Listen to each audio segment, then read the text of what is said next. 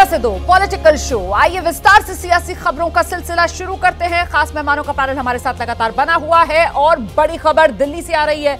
आम आदमी पार्टी के विधायक हैं अमानतुल्लाह खान, इस वक्त ईडी के सामने हैं। ईडी के सामने अमानतुल्लाह खान की पेशी हो रही है और उनकी ये जो पेशी है, ये मामला क्या है जान लीजिए आप। दरअसल दिल्ली का वक्फ बोर्ड और दिल्ली वक्फ बोर्ड में अवैध रूप से नियुक्तियों का ये मामला है।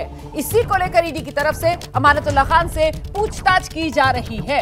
इतना ही नहीं, इस मामले में मनी लॉन्ड्रिंग का आरोप और इसीलिए ईडी इस मामले की जांच कर रही है। वक्फ बोर्ड 32 भर्तियां, मनी लॉन्ड्रिंग का आरोप, ईडी की एंट्री और फिलहाल ईडी के सामने अमानतुल्लाह खान।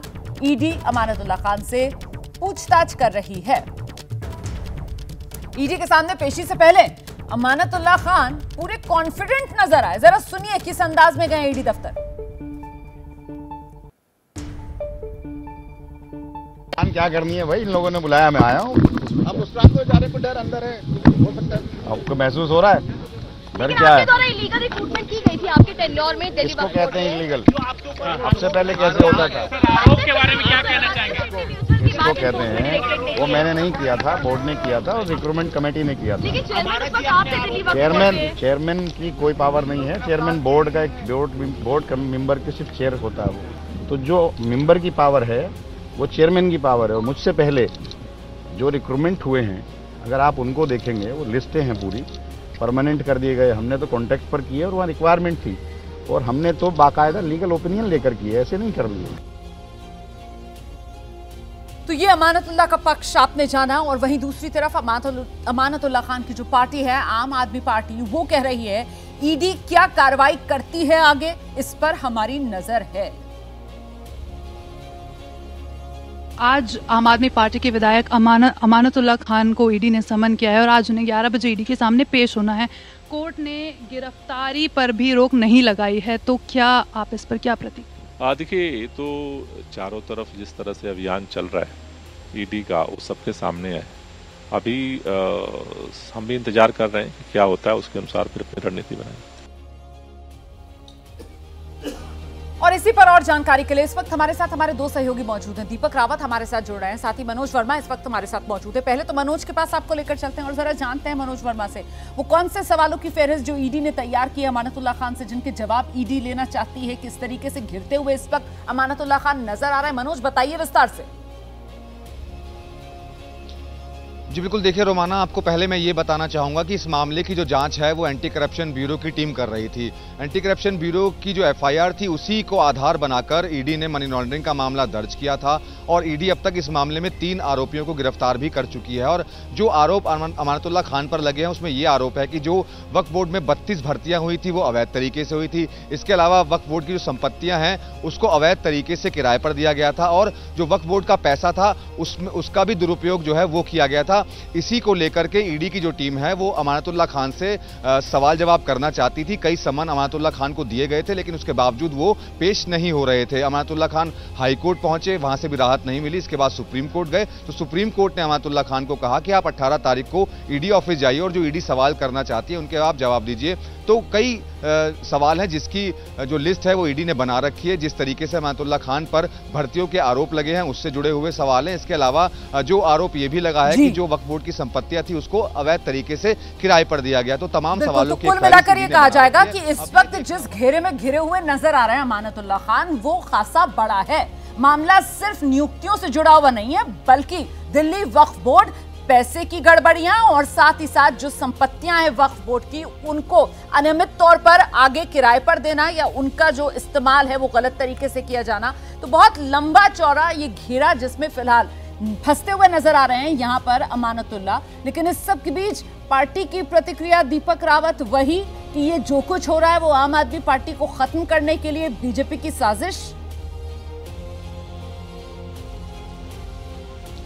जी बिल्कुल रोमाना, अमानतुल्लाह खान कोई छोटा मोटा चेहरा नहीं है। आम आदमी पार्टी का दिल्ली में बड़ा मुस्लिम चेहरा है और लगातार जब अमानतुल्लाह खान के खिलाफ इस तरीके की गिरफ्तारी की बात हो, पहले भी उनकी गिरफ्तारी हो चुकी है, चाहे उनके खिलाफ इस तरीके से ईडी का मामला हो, तब आम आदमी पार्टी प्रमुखता से कहती रही है कि अमानतुल्लाह खान क्योंकि मुस्लिम चेहरा हैं और इसलिए उन्हें एक तरीके से उन पर साजिशन इस तरह की कार्रवाई की जा रही है। आज भी कुछ ऐसा ही आम आदमी पार्टी की तरफ से कहा जा रहा है। दूसरी बड़ी बात यह कि अमानतुल्लाह खान का जो मामला है 2018 और 22 के बीच का है, जिस पर अमानतुल्लाह खान खुद बार बार ये कहते हुए नजर आए कि वो बोर्ड के चेयरमैन जरूर थे, लेकिन पूरा बोर्ड जो है वो ये तय करता है कि वक्फ बोर्ड की जमीन किसको जानी है, किसको नहीं जानी है। गलत तरीके से जो पट्टे देने की बात कही गई है, उनका कहना है कि उनके आने के बाद से उन्होंने वक्फ बोर्ड में काफी सारी चीजें जो थी, अनियमितताएं जो पहले से चल रही थी, उनको ठीक करने की कोशिश की, लेकिन हुआ ये कि जब वो काम करना शुरू किया तो उसके बाद उन्हीं पर ही इस तरीके से शिकंजा कस दिया गया। तो बहुत लंबा चौड़ा मामला है और लगातार अमानतुल्लाह खान की मुश्किलें इसलिए भी बढ़ रही हैं क्योंकि वो जांच में शामिल होने से बचते रहे हैं। 6 बार का समन दिया गया, वो नहीं गए।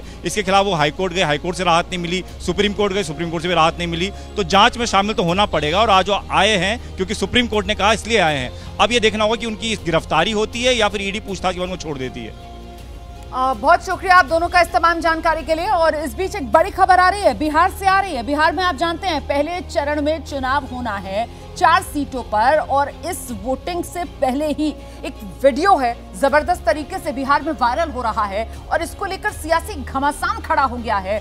वीडियो जमुई का, और जमुई वो लोकसभा क्षेत्र है जहां पर कल वोट डाले जाने हैं। ये जो वीडियो जमुई का है तेजस्वी यादव की सभा का है, और इस वीडियो में तेजस्वी यादव की सभा के बीच भीड़ में से चिराग पासवान के लिए अभद्र भाषा का इस्तेमाल किया जा रहा है। एबीपी न्यूज देखिए इस वायरल वीडियो की पुष्टि नहीं कर रहा है, लेकिन इस वीडियो को लेकर बिहार में राजनीति गर्म हो गई है। चिराग पासवान ने सीधे तेजस्वी यादव पर हमला बोल दिया है और ये कहते हुए बोल दिया है कि अगर इस तरीके की बातें उनके सामने कोई राबड़ी देवी या मीसा भारती के लिए करता है तो वो तो उसका विरोध करते हैं। चिराग पासवान कह रहे हैं जो लोग महिलाओं का सम्मान नहीं करते वो अपने क्षेत्र की जनता की रक्षा क्या कर पाएंगे।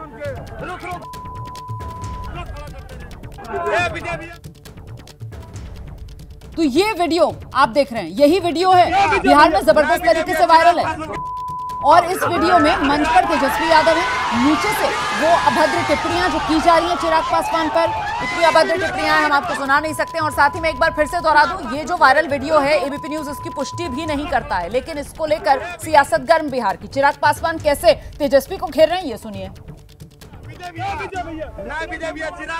कोई अगर आदरणीय राबड़ी देवी जी मेरी बहनों में से किसी को मीसा दी हो, जो भी हो, अगर वो चुनाव लड़ रही है, मतलब जो भी सार्वजनिक जीवन में है, कोई नहीं चुनाव लड़ रही है, सार्वजनिक जीवन में जो या नहीं भी है, अगर उनके बारे में कोई ऐसा कहता तो मैं बर्दाश्त नहीं, मैं कतई नहीं बर्दाश्त करता। राजनीति सब एक तरफ है, जो व्यक्ति अपने परिवार के सम्मान की ही रक्षा नहीं करता तो वो लोकसभा की अपने क्षेत्रवासियों की क्या रक्षा करेगा। जो महिलाओं का ही नहीं सम्मान करता तो वो अपने क्षेत्र की महिला, अपने प्रदेश की महिलाओं का कैसे। तो मैं कम से कम खामोश नहीं। और वहां दूसरी तरफ बिहार के गया से जो एनडीए के उम्मीदवार है जीतन राम मांझी, उन्होंने भी इसी वायरल वीडियो को लेकर तेजस्वी यादव पर हमला बोल दिया है। सोशल मीडिया एक्स पर लिख रहे हैं, अभी तक तो राजद के गुंडे कैमरे के पीछे दलितों पर हमला करते थे, हमारी आबरू के साथ खिलवाड़ करते थे, पर जमुई की सभा में तेजस्वी यादव के इशारे पर चिराग जैसे दलित नेता को मां बहन की गाली दी गई, जो शर्मनाक है। तेजस्वी जी, आपके हर अपमान का बदला बिहार की जनता चुनाव के दिन लेगी। तो ये जीतन राम मांझी का सोशल मीडिया पर पोस्ट, और इस पोस्ट के जरिए जीतन राम मांझी सीधे तेजस्वी यादव को ले रहे हैं। कुल मिलाकर दलितों के अपमान के तौर पर ये जो वायरल वीडियो सामने आया है, इस पर राजनीति गर्म हो गई है, और इसीलिए चिराग पासवान को लेकर अगर अभद्र शब्दों का इस्तेमाल किया जाता है तो फिर दलित नेता, पासवान समाज से आने वाले चिराग पासवान, उनके साथ खड़े हुए नजर आते हैं मांझी समाज से आने वाले जीतन राम मांझी, और सीधे सीधे इस पूरे मसले को वो दलितों के अपमान का मसला बनाते हैं। और देखिए किस तरीके से हमलावर है तेजस्वी यादव पर, कह रहे हैं कि पहले तो साहब हमारी जो जातियां हैं उन पर कैमरे के पीछे ही आपके लोग अत्याचार करते थे, लेकिन अब तो खुलेआम इस तरीके से मंच से ये अपमान किया जा रहा है, और इसका जवाब जो है वो बिहार की जनता देगी। हालांकि ये जो वायरल वीडियो है इस पर तेजस्वी यादव की सफाई आई है। तेजस्वी यादव कह रहे हैं रैली में बहुत लोग आते हैं, भीड़ होती है, भीड़ में कौन क्या कह रहा है ये सुन पाना नामुमकिन सा है। और वैसे भी तेजस्वी यादव मंच पर खड़े हुए थे और वो जो वायरल वीडियो में सुनाई पड़ रहा है वो भीड़ में से किसी की आवाज सुनाई पड़ रही है। तो तेजस्वी यादव कह रहे हैं ये सुनाई नहीं दे पाता है, किसने क्या कहा मैंने नहीं सुना, इसको तूल देना ठीक नहीं है। इसका कोई जानकारी नहीं है। आप लोग सब लोग जानते हैं अगर ऐसी कोई बात होती है तो ये चीज टॉलरेट नहीं की जाती है, पहली बात है ना। हमको इसकी कोई जानकारी नहीं है। उन्होंने प्रेस कॉन्फ्रेंस किया और एक वीडियो डाला है जो जनता के बीच, मतलब मंच के नीचे जब हम भाषण दे रहे थे, तब हम तो अपना भाषण दे रहे हैं है ना, उसमें तो कुछ समझ में आता नहीं है। लोग जो है नारे लगाते हैं, कौन क्या बोल रहा, कोई अपने वीडियो बना करके डाला है उसमें। तो ऐसी बात जो है हमको लगता है कि इस बात को जो है सब लोग समझते हैं कि क्या है नहीं है। हम लोगों को भी कई लोग ऐसी गालियां देते होंगे पब्लिक में, वहाँ नीचे बैठ करके कौन वीडियो बना रहा, कौन क्या बोल रहा है नीचे से, ऊपर थोड़ी सुनाई दे रहा है। तो ये बात जो है बतंगर इसका नाम बनाया जाए तो ज्यादा अच्छा। तेजस्वी यादव को सुना आपने, कह रहे हैं कि साहब बात का बतंगड़ ना बनाया जाए। कह रहे हैं मैं मंच पर था, पहली बात तो ये कि ऐसी भाषा बर्दाश्त नहीं की जाएगी, लेकिन ये नामुमकिन सा है कि मंच पर आप सुन सके कि भीड़ में कौन क्या बोल रहा है। किसी ने भीड़ में नीचे से अगर ऐसा वीडियो बनाकर डाला तो वो बात को दोहरा रहे हैं कि बर्दाश्त नहीं किया जाएगा। लेकिन कुल मिलाकर सियासी तूल तो इस मामले को जबरदस्त अंदाज में दिया जा रहा है। जो आरजेडी, महागठबंधन, इंडिया गठबंधन के विपक्षी नेता हैं वो जबरदस्त तरीके से इस मुद्दे को उठा रहे हैं। चिराग पासवान, जीतन राम मांझी और अब देखिए सम्राट चौधरी। वायरल वीडियो पर राजनीति लगातार गर्म। बिहार के डिप्टी सीएम हैं सम्राट चौधरी, कह रहे हैं दलितों के मसीहा के परिवार का अपमान कर दिया गया है, ये बेहद दुर्भाग्यपूर्ण है, जरूर कार्रवाई होनी चाहिए और जरूर कार्रवाई होगी। सम्राट चौधरी की तरफ से ये बड़ा बयान दिया गया है। अत्यंत ही दुर्भाग्यपूर्ण है कि देश के दलितों के मसीहा स्वर्गीय रामविलास पासवान जी के पत्नी को और श्री चिराग पासवान जी की माता जी को जिस तरह गाली गलौज राष्ट्रीय जनता दल के द्वारा किया जा रहा है, यह अशोभनीय है, दुख है, पीड़ादायक है और जरूर कार्रवाई होगी, चुन कर कार्रवाई होगी। इतना कंफर्म करता हूं, एक भी व्यक्ति जो गाली देने वाले लोग हैं उसको बचने नहीं छोड़ा जाएगा। सीधे आपको ग्राउंड पर लेकर चलेंगे। बिहार से हमारे सहयोगी प्रकाश कुमार इस वक्त मौजूद है और जरा प्रकाश से ही जान लेते हैं कि प्रकाश, ये जो वायरल वीडियो वाला मुद्दा गरमा रहा है, मतलब एन चुनाव से पहले वो महंगाई, बेरोजगारी, जाति जनगणना, जितने बाकी मुद्दे थे वो सारे पीछे छूटते हुए और यही वायरल वीडियो वाला सबसे गर्म चुनावी मुद्दा इस वक्त बनता हुआ नजर आ रहा है, खासतौर से उन सीटों पर जहां कल वोटिंग होनी है, जिसमें जमुई की सीट भी शामिल है। बिल्कुल रोमाना, अब ये मामला काफी तूल पकड़ चुका है, खासतौर से तब जब बीजेपी के डिप्टी सीएम जो सम्राट चौधरी है उन्होंने साफ तौर पे कहा है कि चुन कर कार्रवाई होगी। सवाल ये नहीं है कि मामला जो है वो अब तूल पकड़ रहा है, जिस तरह से तेजस्वी यादव को इस बात का खंडन करना चाहिए था और सीधे तौर पे कहना चाहिए था कि गाली गलौज की भाषा को किसी भी कीमत पर स्वीकार नहीं किया जा सकता है। ये जो कह रहे हैं कि जिस समय में ये भाषण मैं जरा सा आपके पास लौटूंगी दोबारा। देखिए इस वक्त आरजेडी के जो प्रवक्ता है ना मृत्युंजय तिवारी जी, वो हमारे साथ मौजूद हैं, जरा उन्हीं का रुख कर लेते हैं। मृत्युंजय तिवारी जी, ये जो वायरल वीडियो हो रहा है ये तो चुनाव में बहुत नुकसान पहुंचा सकता है आपको। जो अभी बात हमारे सहयोगी प्रकाश कुमार कर रहे थे कि जिस पुरजोर तरीके से खंडन करना चाहिए था या फिर एक संदेश दिया जाना चाहिए था कि इस तरीके की भाषा आरजेडी बर्दाश्त नहीं करेगी, चूक गए क्या आप लोग वहां पर? देखिए ऐसा है कि इतने भीड़ में और किसने इस तरह का हरकत किया, ये आरजेडी का ही कार्यकर्ता है। ये भीड़ में तो बहुत तरह के साजिश चुनाव में होते हैं। ये जो भी ये वायरल वीडियो है, इसको किसी भी तरीके से कोई भी इसको जायज नहीं कर रहा, ये निंदनीय है। ये किसने किया, दोनों जगह सरकार में, शासन प्रशासन में बीजेपी एनडीए के लोग हैं, इसकी जांच होनी चाहिए, वो सामने आना चाहिए। मृत्युंजय जी, मतलब क्या आप ये कह रहे हैं कि ये तेजस्वी यादव आरजेडी को बदनाम करने की एनडीए की तरफ से साजिश भी हो सकती है, क्या आप ये कह रहे हैं? ये तो आशंका तो हर तरह से जता, चुनावों में इस तरह का हरकत तो लोग करते हैं। अगर हमारी पार्टी का कोई भी कार्यकर्ता हो, नेता हो, समर्थक हो, किसी भी कीमत पर हमारी पार्टी, हमारे नेता उसे माफ नहीं करेंगे, उन पर कार्रवाई होगी। लेकिन उस भीड़ में कोई घुसकर वीडियो भी बना रहा हो, इस तरह की भाषा बोल रहा हो, ये किसी भी तरह से गले के नीचे नहीं उतर रही है कि आखिर ये किसकी चाल है।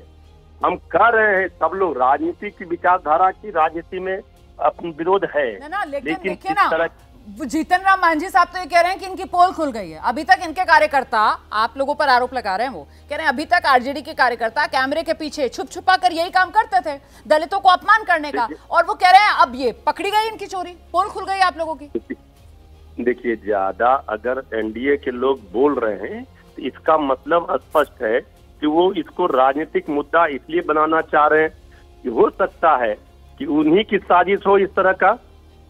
भाई ये अगर किसी ने किया, हम तो कह रहे हैं शासन प्रशासन उनकी है ना, तो शासन प्रशासन में बैठे लोगों को जांच करनी चाहिए ये कौन लोग हैं। लेकिन आप कॉन्फिडेंस से ये नहीं कह पा रहे ना कि ये आपके कार्यकर्ता नहीं हो सकते हैं। हम तो कॉन्फिडेंस से नहीं कह पा रहे हैं, हम एकदम कॉन्फिडेंस के साथ कह रहे हैं कि हमारे कार्यकर्ता इस तरह का आचरण नहीं करते हैं।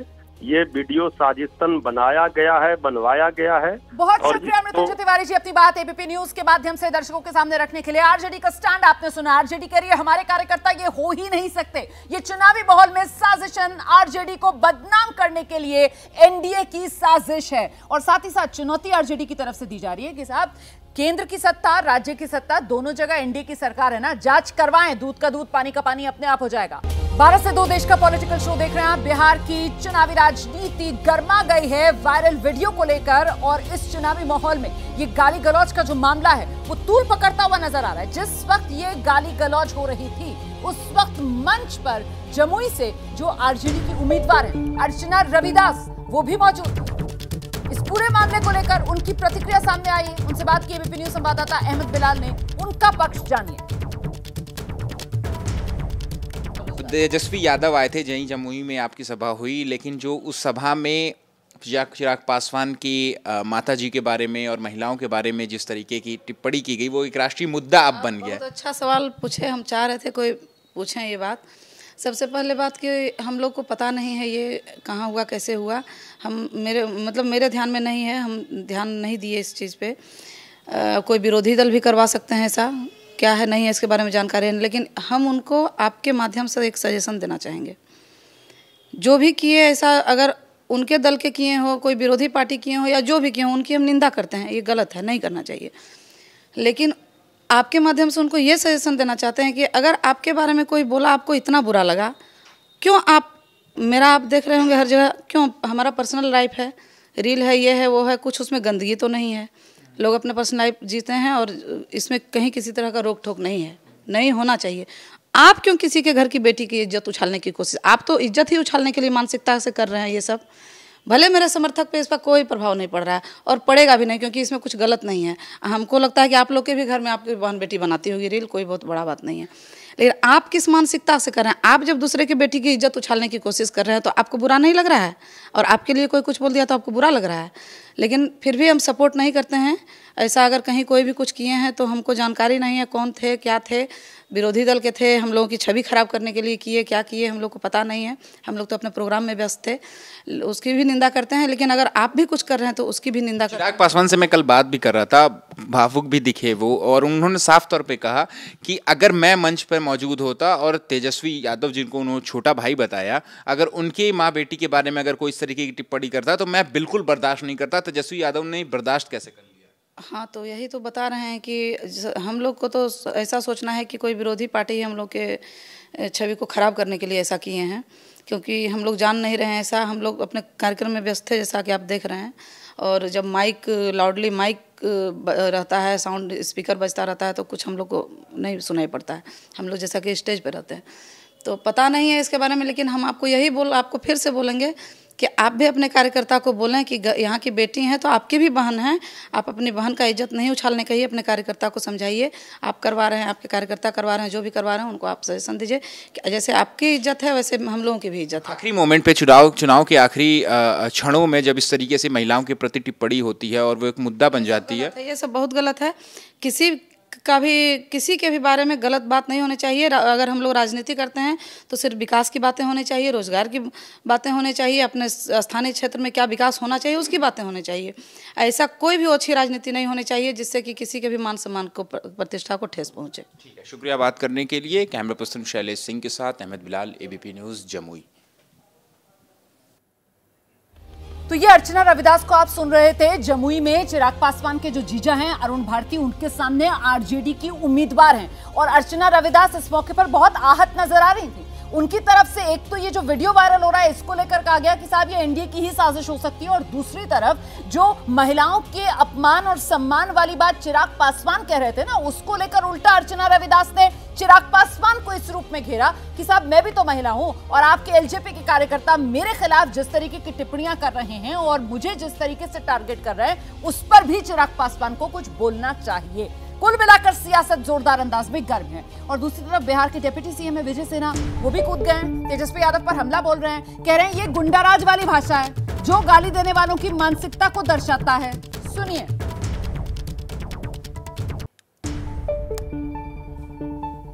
यही लोग हैं ना जो बिहार के नौजवानों को पलायन के लिए विवश किए, यहाँ का उद्योग धंधा बंद किए, रोजगार का अवसर छीने और ऐसे मानसिकता के जंगल राज लाने वाले लोग ये अब गुंडा राज की और गुंडा की भाषा में गुंडई की बात करवाते हैं। तो ऐसी निश्चित तौर पर चुनाव आयोग को इसको संज्ञान लेना चाहिए। तो गुंडा राज वाली भाषा ये कहते हुए विजय सिन्हा की तरफ से आरजेडी तेजस्वी यादव को घेरा जा रहा है। कुल मिलाकर इस समय पहले चरण की वोटिंग से पहले बिहार में सबसे बड़ा मुद्दा आपको लगता है यही छाया रहने वाला? देखिए रोमाना जी, चाहे अर्चना रविदास की बात हो या चिराग पासवान को लेकर जो परिवार को लेकर गाली गलौज किया गया आरजेडी की मीटिंग में, मसला क्या है? मसला ये है कि राजनीति में जैसे जैसे हमारे यहाँ एक नाराजगी, गुस्सा और वो बढ़ता जा रहा है, दुश्मनी जैसी बढ़ती जा रही है, उसमें फाइनली निशाना महिलाओं को बनाया जाता है। इसमें मसला आरजेडी का, जेडीयू का, बीजेपी का, कांग्रेस का नहीं है। चाहे वो दिलीप घोष हों जो ममता बनर्जी पर बोलते हों, चाहे रणदीप सुरजेवाला हों जो हेमा मालिनी पर बोल रहे हो, या आरजेडी की मीटिंग में जिस तरह से चिराग पासवान के फैमिली को लेकर चर्चा हुई, और अर्चना रविदास जो कैंडिडेट हैं वो पहले रील बनती नहीं, उनकी रील्स बनती थी, वो रील बनाती थी, वीडियो बनाती थी, तो उसको लेकर आरजेडी ने भी बहुत कुछ कहा है। तो मसला एलजेपी ने सॉरी उस पर बहुत कुछ कहा है उनके कार्यकर्ताओं ने। तो ये मसला ये है कि क्या महिलाओं को जब भी आप लड़ाई लड़ते हैं तो उसमें टारगेट महिलाओं को बनाते हैं। सॉफ्ट टारगेट जो है वो महिलाएं हैं, और चुनाव आयोग कभी कभी उस पर कार्रवाई करता है, कभी नहीं करता है, लेकिन इसका कोई नतीजा जब तक नहीं होगा जब कोई कड़ी कार्रवाई या एक बड़ा मैसेज नहीं दिया जाए। अभी भी कहा गया कि सर जो बात आप कह रहे हैं मुझे लगता है विनोद जी के पास जरा चलते हैं। मतलब ये जो राजनीति के शूरवीर हैं अब पहले चरण की वोटिंग से पहले महिलाओं का कंधा तलाश रहे हैं, उसी पर ये आरोप प्रत्यारोप का खेल खेला जा रहा है। विनोद जी देखिए, इससे एक बात तो साबित हो गई है कि बिहार में इस वक्त कोई बड़ा मुद्दा ऐसा नहीं है जिस पर पक्ष विपक्ष एक दूसरे को घेर सकें, और इसलिए जब ये एक घटना हुई, अब भीड़ में किसी ने गाली दी और किसी ने वीडियो बनाया और किया गया, अब उसको लेके चुनाव आयोग किस पे कार्रवाई करेगा? दूसरी बात, अब उसमें जो है उसको लेके जिस तरह सम्राट चौधरी, फिर ये आपके विजय सिन्हा और चिराग पासवान, तो चलिए उनका चूंकि नाम लिया गया तो उनका आहत होना स्वाभाविक है, उनका तो स्वाभाविक है, कूद गए, जीतन राम मांझी आ गए तो लगता है कि लपक लो इसको।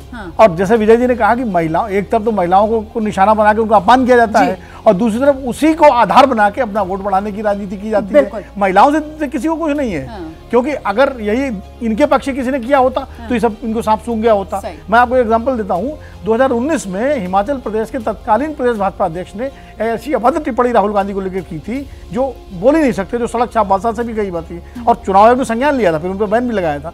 तो जब मंच से नेता इस तरह की बात बोलते हैं तो नीचे वाले भी कार्यकर्ता उनका हौसला बढ़ जाता है। सही बात है। अभय जी देखिए, जितनी शिष्टता बरती जाए और खासतौर से स्त्रियों के संबंध में जितनी शिष्टता बरती जाए उतना बेहतर है, और मेरे ख्याल से इस मामले में पार्टियों का जो शीर्ष नेतृत्व है उसको अपने कार्यकर्ताओं को स्पष्ट संदेश देना चाहिए, और वो सभी पार्टियों को देना चाहिए। राष्ट्रीय पार्टियों में तो ये हो जाता है, वहां तो कुछ अनुशासन वगैरह होता है राष्ट्रीय पार्टियों में, लेकिन जो क्षेत्रीय पार्टियां होती हैं और जो छोटी छोटी पार्टियां होती हैं वहां पर थोड़ा ऐसा कम हो पाता है जी। और दूसरा पहलू जो निकल के आता है इस घटना से, इस पर हम लोग आमतौर पर चर्चा कर सकते हैं कि इस चुनाव में आमतौर पर एक तरह का अनमनापन है।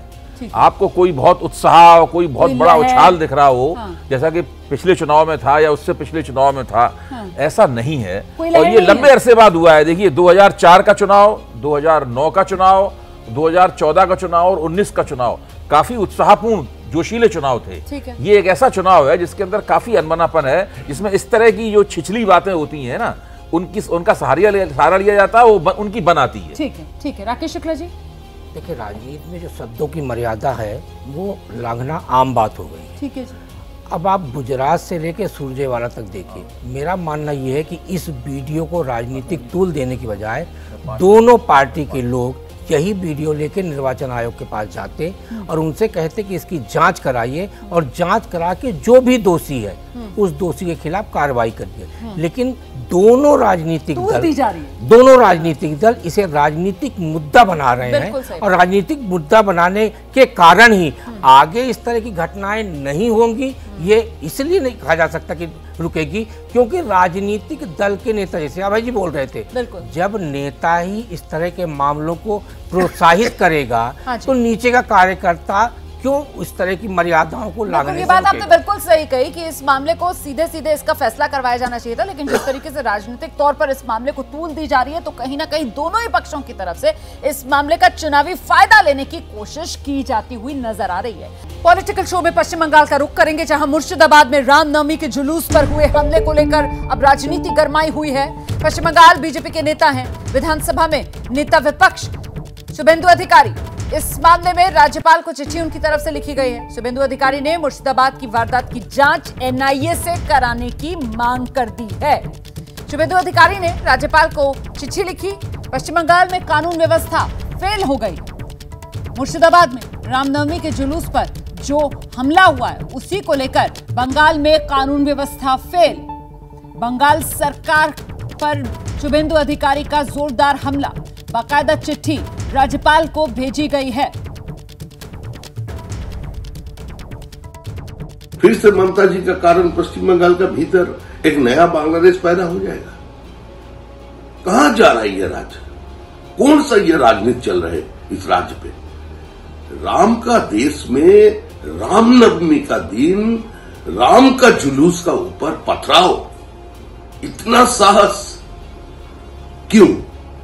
सभी को इसका विरोध करना चाहिए। और जहां तक भारतीय जनता पार्टी का सवाल है, हम लोग किसी भी कीमत पर राजनीतिक स्तर पे इस तृणमूल कांग्रेस को उखाड़ कर फेंक।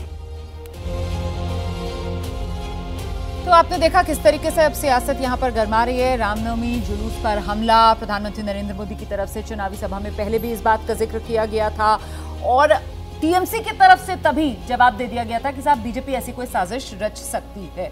कुल मिलाकर ये तो सेट पैटर्न पर ही राजनीति हो रही है। अब ये सेट पैटर्न की राजनीति, देखिए इसको भी समझना चाहिए कि रामनवमी के जो जुलूस चल रहा है उस पर बीजेपी हमला करेगी, इसको मानना थोड़ा सा कम हजम होता है। लेकिन ये टीएमसी ने करवाया है, इसको भी नहीं कहा जा सकता। वो तो जांच का मसला है कि किस तरह से हो। लेकिन वेस्ट बंगाल का इलेक्शन बहुत हॉट इलेक्शन है। यदि पूरे देश भर के लोकसभा चुनाव देखें तो वेस्ट बंगाल जो है सबसे मतलब ताकतवर इलेक्शन है। एक जो चुनावी लड़ाई जो है वो सबसे ताकतवर वहां पर है। भारतीय जनता पार्टी की कोशिश है कि जहां पक्ष विपक्ष दोनों मजबूती से बराबरी की ममता टक्कर बनर्जी पर बड़ी ताकत में खड़े हुए और ममता बनर्जी के लिए बहुत जरूरी है कि वो अपनी सीटों को ग्राउंड बचाए। तो इसलिए वो बहुत हॉट होता जा रहा है। और जैसे ही जैसे ये चुनाव आगे बढ़ेगा, मुझे नहीं लगता कि कोई इसमें ठंडक आने वाली है। देखिए, रामनवमी में जुलूस पे पथराव का लाभ राजनीतिक किसको मिल सकता है? जाहिर है उसका अगर उसका मुद्दा बनेगा तो भाजपा को लाभ मिल सकता है। तो तृणमूल कांग्रेस ऐसा काम क्यों करेगी जिससे भाजपा को लाभ मिले? तो इसलिए जिन शरारती तत्वों ने, जिन हिंसक तत्वों ने ये काम किया है, ये जिम्मेदारी है राज्य सरकार की। वैसे तो चुनाव आयोग इसमें सारा प्रशासन संभालता है कि जांच करा के उनको अलग थलग करके पकड़े और बाकी भविष्य में ऐसा ना हो। लेकिन इस पर राजनीति होगी क्योंकि बीजेपी की पूरी कोशिश है कि पश्चिम बंगाल के चुनाव को हिंदुत्व का जो ध्रुवीकरण है उसकी ओर ले जाया जाए। लेकिन विधानसभा चुनाव में यही किया भारतीय जनता पार्टी ने, और ये इस घटना से मौका मिल गया है। ये एक नजरिया हो सकता है ना सर। दूसरा नजरिया इसमें ये हो सकता है विजय कि पूरी स्टेट मशीनरी आपके पास है और ऐसे में आपकी नाक के नीचे इस तरीके से हिंसा हुई क्यों रही है, इसको लेकर तो आपकी नाकामी माना जाएगा ना। देखिए स्टेट मशीनरी तो हरियाणा में भी थी, लेकिन नूह में हुआ था ना, वो भी जुलूस पे हमला हुआ था। बीजेपी की तो वो नाकामी मानी गई थी ना बीजेपी सरकार की, राज्य सरकार। स्टेट मशीनरी तो मणिपुर में भी है पूरी उसके पास, लेकिन हो रहा है वहां पर भी नाकामी मानी जा रही है। सवाल तो उठेंगे ना, सवाल बिल्कुल उठेंगे, मैं यही कह रहा हूँ नाकामी है। लेकिन कुल मिलाकर के ये मुद्दा भी मिल गया है भारतीय जनता पार्टी को इस जुलूस पे हुए पथराव के जरिए।